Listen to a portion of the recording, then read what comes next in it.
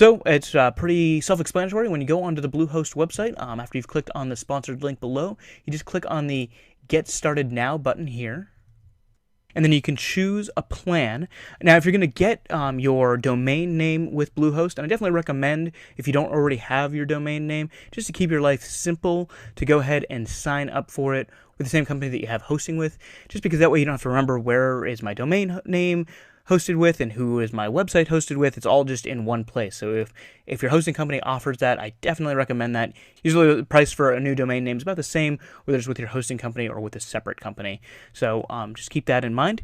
So I'm actually going to recommend, if you're getting a domain name, that you choose the Prime here, because it includes the domain privacy. And the domain privacy basically means that when you sign up for your domain name, they won't have your address. They'll have an address that Bluehost has. That'll just keep you from getting junk mail, spam emails, and phone calls from people who, are really excited that you started a new business or a new website and just want to try to promote themselves to you. It'll keep you from getting all that stuff, and it's really kind of a big time saver just not to get a bunch of extra junk. But of course, any of the plans are great. They're all going to work great for helping you get started building your website. So just pick the one that you think fits your budget best. Do keep in mind the prices that they're going to jump up to after an initial time period, but hopefully that the initial time period will be enough for you to get your site at the level that you want it to be at so that you're comfortable paying that extra price.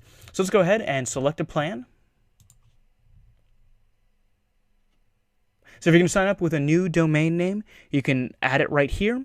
Or if you already have a domain name, just type that in there so they know what your domain name is. So I'm going to go ahead and create a new domain name. I'm going to click Next.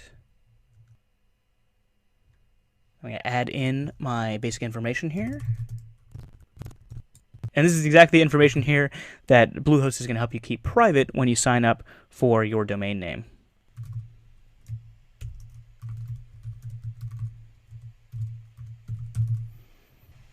And then just confirm your plan here. And to get the sort of maximum benefit from the pricing, you do need to pick 3 years. I'm actually just going to pick 12 months. I'm going to go ahead and leave the default settings. And then all you've got to do is just enter in your credit card information and click Sign Up. Okay, and then let's go ahead and create a password for your account. I use LastPass to manage all my passwords, and I think that's a really good idea for you to use some sort of password management system. I like LastPass. It's the one I started with, but there's other great options like 1Password and some other ones. And then I'm just going to use it to generate a password for me. Go ahead and enter that in. Agree to the privacy policy again.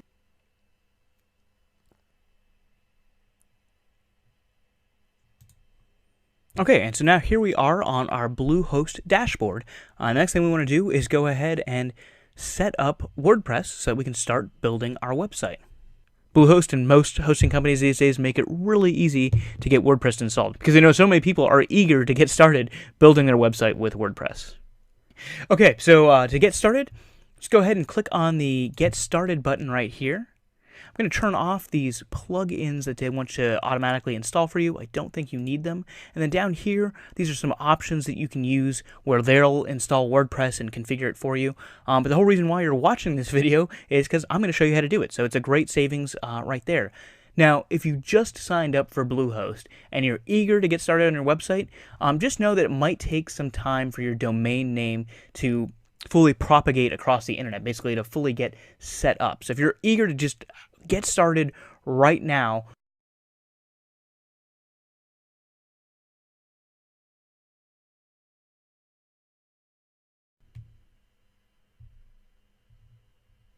so if you just signed up for Bluehost for the first time and you just added a new domain name, you're eager to get started, just know that it might take some time. Even though Bluehost says that your domain's ready to go, it might take some time for your domain name to fully propagate and get fully set up. So if it doesn't work the first time you try to install WordPress, just walk away for 30 minutes, an hour, and then come back and then see if it's working. That's just sort of a tip. It happens with all hosting companies. The domain names take some time to set up, and it can take longer sometimes depending on where you are in the world and how fast the domain name propagates across the internet. So just keep that in mind. And down here we've got a marketplace with a bunch of different themes, but I already have a great recommendation for a theme that we're going to install later on in this series. So we're going to go up here where it says installation complete, and we're going to click here to view our credentials. And we've got this message here that says your installation was successful, and we can access our website here using this link here, and we just want to make sure you remember that URL because you're going to be able to use that URL later to access your site. And then we've got our username that we signed up with and our password here. So let's go ahead and go to the back end of our WordPress website. So let's click on this. As I said before, you're going to want to remember this. Actually, you don't need 2 slashes, you just need 1 slash. So it's going to be your domain name / wp-admin, and that's how you're going to log into the back end of your site. And we're going to use that email address and password that we set up. Click login.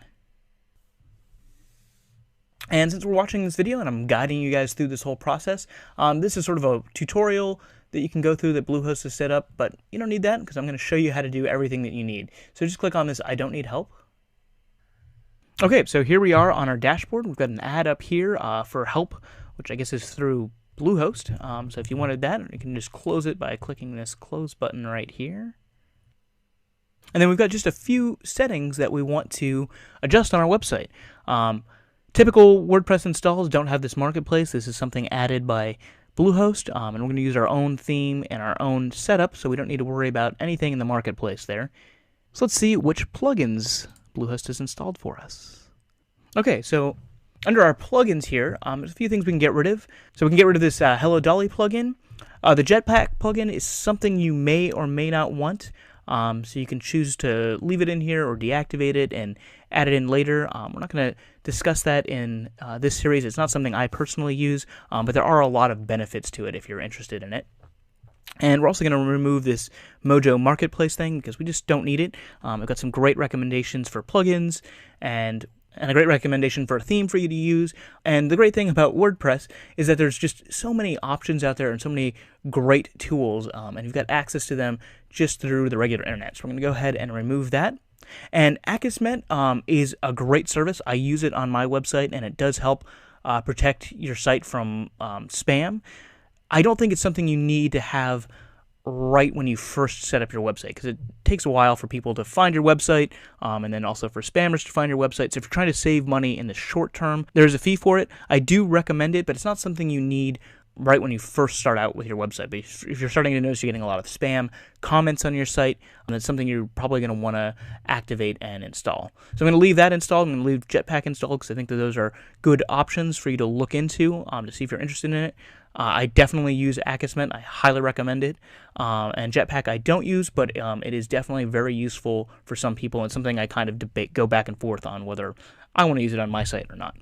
So let's go ahead and deactivate these two. So you can do it by clicking the deactivate button here, or you can do them both together by clicking deactivate up there and then clicking apply.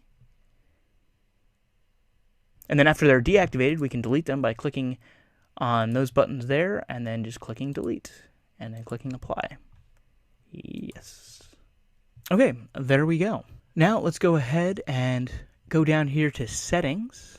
And we can see here we've got the title of our website. And if we wanted to have a special tagline up here, we can add that right there. It's not something that usually displays prominently on your site, but you do want to have it set up because it might show up in search engine results. And then whenever you change settings in WordPress, you always want to make sure you scroll down to the bottom and click the Save Changes button.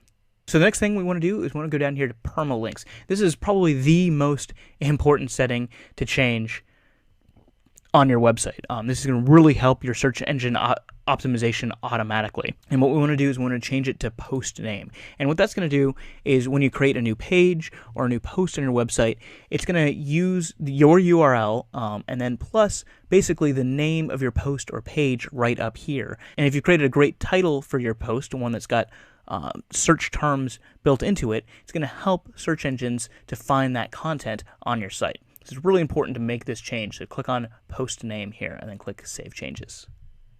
Okay, and then that's it. Now we've got the basic setup for WordPress and we're ready to install our theme.